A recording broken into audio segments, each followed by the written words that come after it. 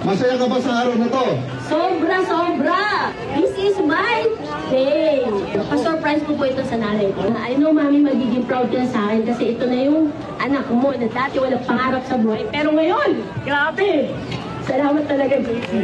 Salamat po, Boss Joe and Boss Carl, kasi binigyan niyo po kami ng ganitong napakagandang opportunity kahit po OFW po ako sa ibang bansa. Pero nagagawa ko po itong negosyo na to sa aking extra time lang. Can you imagine po, kanina nag-claim po ako ng cheque. 130,000! Alam niyo po, pagiging OFW, ito lang masabi ko, JR. Akala po ng iba, ang yayaman namin. Pero hindi po nila alam, ang liit lang po ng sahod namin doon. Sahod ko po, DR treatment. Kasi binago po ako to 360 ng buhay ko. So dito po sa negosyo natin, no, hindi lang mga ganitong kotse ang makukuha natin. Siyempre mararanasan din natin dito yung good life na hindi natin nararanasan.